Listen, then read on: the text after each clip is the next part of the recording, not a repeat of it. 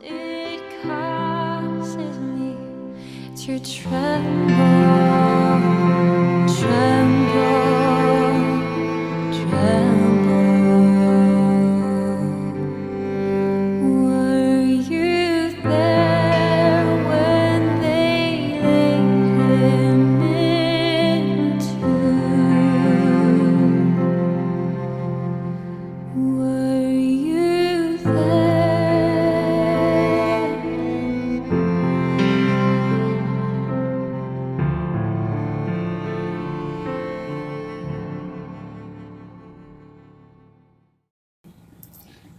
Shalom Bapak Ibu Saudara-saudari yang dikasihi Tuhan dimanapun kita berada. Hari ini kita masuk di dalam hari doa puasa yang keempat. Mari kita sama-sama lebih mempersiapkan diri kita, karena esok hari adalah hari Jumat Agung. Biarlah kita betul-betul membawa hati kita untuk menyembah dan lebih dekat lagi kepada Tuhan, mengingat seluruh pengorbanan Tuhan dalam seluruh kehidupan kita, karena Tuhan Yesus sudah mati di kayu salib dan menyelamatkan kita semua dari hukuman kekal. Mari kita sama-sama masuk di dalam renungan kita. Kita berdoa terlebih dahulu. Terima kasih ya Tuhan, karena Engkau begitu baik dalam kehidupan kami. Biarlah Engkau saja yang akan menolong kami untuk memahami kembali firman yang akan kita baca bersama-sama, dan biarlah Tuhan akan memberikan kami hati yang lebih peka lagi terhadap suara-Mu ya Bapa, bagaikan tanah subur yang akan menerima benih firman-Mu. Biarlah firman itu akan tumbuh di dalam hati kami dan kami bisa melaksanakan firman itu dengan baik. Hanya di dalam nama Tuhan Yesus Kristus kami berdoa dan mengucap syukur. Amin. Bapak Ibu yang dikasihi Tuhan, pada hari ini saya diberikan satu tema, yaitu orang-orang di sekeliling Yesus. Ketika Yesus disalibkan, banyak ayat-ayat di dalam Injil kita, khususnya di bagian Perjanjian Baru, yang membahas tentang hal ini. Di 4 Injil ini, yaitu Matius, Markus, Lukas, dan Yohanes, di situ di dalam beberapa bagian menceritakan bagaimana Tuhan Yesus disalibkan. Kita akan melihat di beberapa ayat di sini. Ada di dalam Yohanes 19 ayat 23, Matius 27 ayat 39 sampai 44, kemudian Markus 15 ayat 29 sampai 32, dan Lukas 23 ayat 35 sampai 37. Mari kita sama-sama mengurutkan mulai dari Matius dulu. Matius 27 ayat 39 sampai 44. Di dalam beberapa ayat ini ada tertulis orang-orang yang lewat di sana menghujat dia sambil menggelengkan kepala. Demikian juga imam-imam kepala bersama-sama ahli-ahli Taurat dan orang-orang tua mengolok-olokkan dia. Bahkan penyamun-penyamun yang disalibkan bersama-sama dengan dia mencela demikian. Di dalam Matius 27 ayat 39 sampai 44 ini kita perhatikan ada banyak orang-orang di sekitar salib Yesus pada saat itu. Orang yang berdiri menyaksikan Yesus disalibkan, ada prajurit, ada imam-imam kepala, ada ahli-ahli Taurat, ada pemuka agama ataupun pemimpin-pemimpin yang lainnya, dan juga ada Ibu Yesus dan murid yang dikasihinya. Kalau kita telusuri satu persatu dari Injil demi Injil ini, kita akan menemukan bahwa banyaknya orang-orang yang ada di sekitar salib Yesus pada saat itu. Kita akan melihat prajurit-prajurit di sini yang tertulis di dalam Yohanes 19 ayat 23 sampai 24 menuliskan bahwa prajurit-prajurit itu mengambil pakaian Yesus dan membagi-bagikan menjadi 4 bagian, dan jubahnya diambil ya, kemudian diundi begitu. Kita melihat banyak karakter di sekitar Yesus ketika dia disalibkan.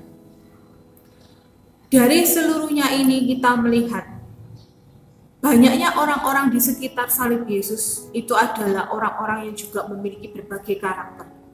Sama seperti kita hari ini, kita juga ada di sekitar orang-orang yang ada di dekat kita. Pastinya, kita juga menemui banyak orang-orang yang memiliki karakter-karakter yang berbeda. Ada yang baik, ada juga orang yang menyedihkan hati kita. Mungkin mereka pernah menyakiti hati kita, ataupun mereka yang baik kepada kita, itu akan datang silih berganti dalam kehidupan kita. Izinkan saya bertanya hari ini, pernahkah di dalam kehidupan kita merasakan satu dampak yang diberikan dari orang-orang sekitar kita kepada kita? Kita tidak melakukan hal itu, tetapi kita yang terimbas oleh dampak itu. Pernahkah kita juga difitnah oleh orang lain? Pernahkah kita juga diolok oleh orang lain? Di dalam satu perjalanan kehidupan saya pernah bertemu dengan seseorang. Seseorang ini tidak bersalah, tetapi dia disalahkan oleh karena kesalahan orang terdekatnya, sahabatnya sendiri. Terkadang seringkali di dalam kehidupan kita tidak melakukan hal yang salah, tetapi orang lain yang di sekitar kita yang melakukan hal yang salah, dan akhirnya berimbas kepada diri kita. Entah itu saudara kita, sahabat kita, orang tua kita, ataupun mitra kerja, rekan kerja, dan mungkin rekan sepelayanan juga.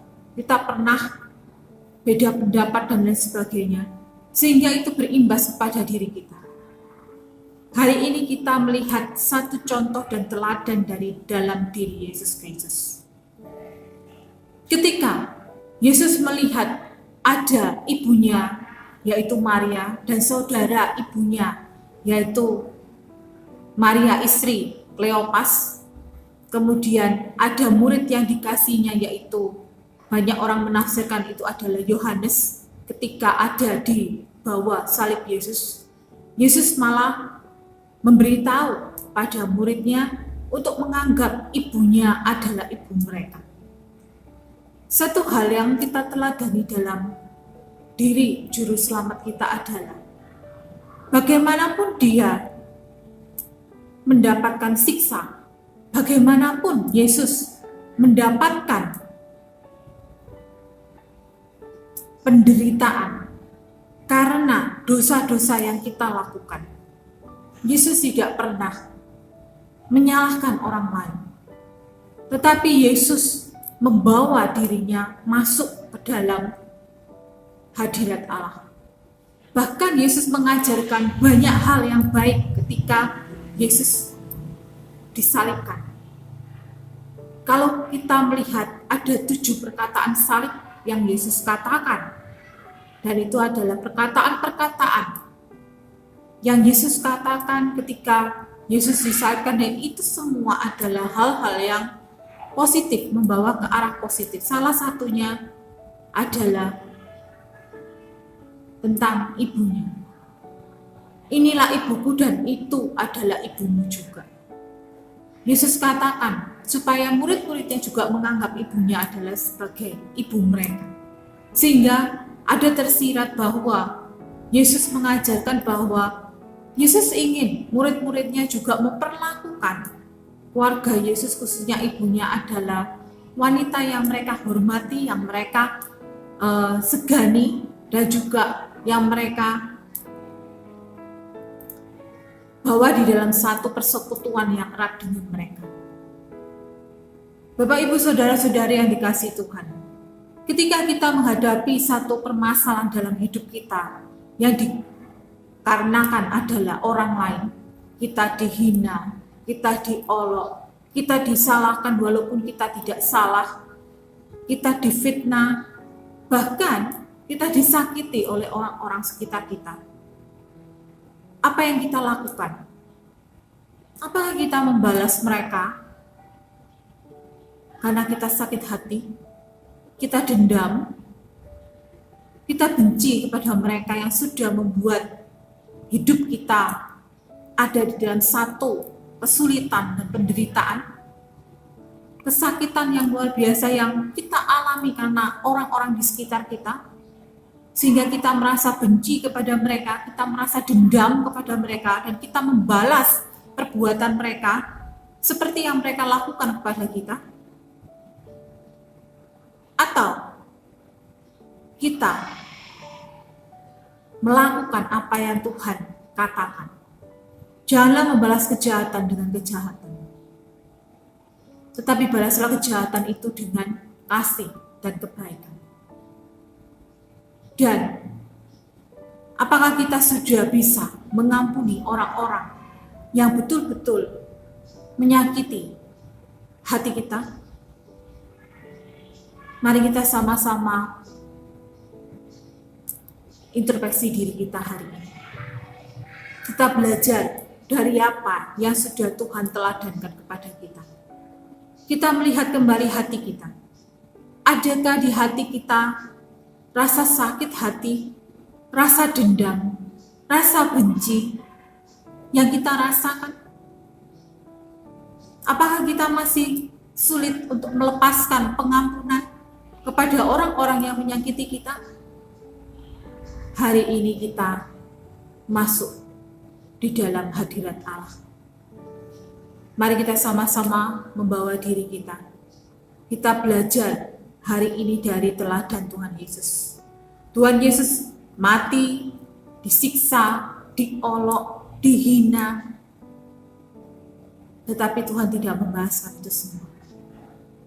Tuhan mengajarkan, ya Bapa, ampunilah mereka, karena mereka tidak tahu apa yang mereka perbuat. Apakah kita sudah melakukan itu dalam kehidupan kita? Esok adalah hari Jumat Agung. Baiklah kita membawa hati kita bersih di hadapan Allah. Mari kita sama-sama mempersiapkan hati kita. Kita mengambil hening sejenak di hadapan Tuhan. Dan kita mengakui segala dosa dan kesalahan yang sudah kita lakukan. Dan kita juga memohon supaya Tuhan juga memberikan hati yang bisa mengampuni. Yang melepaskan pengampunan itu untuk orang-orang yang mungkin sudah menyakiti kita. Mari kita sama-sama berdoa. Tuhan, terima kasih karena Tuhan hari ini mengingatkan kami kembali bagaimana Engkau sudah disiksa, diolok, dihina, bukan karena perbuatanmu yang salah, tetapi kamilah yang bersalah ya Tuhan. Ampuni akan segala dosa dan kesalahan kami itu, karena kami yang berdosa, kami yang bersalah, maka Engkau yang menanggung semua siksa itu. Ampunilah kami ya Bapa sebagai orang-orang yang berdosa ini, yang membawa Engkau dalam penyalipan dan penderitaan itu. Ampunilah kami ya Tuhan, dan berikanlah kami belas kasihan-Mu Tuhan, untuk kami bisa mentahirkan dan memulihkan kehidupan kami Tuhan. Banyak hal di dalam kehidupan kami yang mungkin tidak bisa kami lakukan dengan baik. Kami tidak bisa meneladani Engkau dengan 100% Tuhan, tetapi biarlah Engkau yang mengajarkan kami, Engkau yang memampukan kami Tuhan. Jika kami hari ini masih sulit melepaskan pengampunan untuk orang-orang yang pernah menyakiti kami, biarlah Tuhan menjamah hati kami ya Bapa. Berikan ketulusan hati untuk setiap kami Tuhan, untuk kami bisa melepaskan pengampunan itu sama seperti yang Tuhan ajarkan untuk setiap kami. Tuhan, kami berdoa untuk setiap kami yang ada di dalam persekutuan ini. Biarlah Tuhan sendiri akan menolong menguatkan kami semua, supaya kami juga bisa mengakui segala dosa dan kesalahan kami melalui perkataan, perbuatan, dan tingkah laku kami Tuhan yang mendukakan hati. Dan kami juga bisa melepaskan pengampunan itu daripada-Mu saja Tuhan, sehingga kami bisa melepaskan pengampunan itu pada setiap orang yang sudah menyakiti kami. Hanya dalam nama Tuhan Yesus Kristus kami doa dan mengucap syukur. Amin.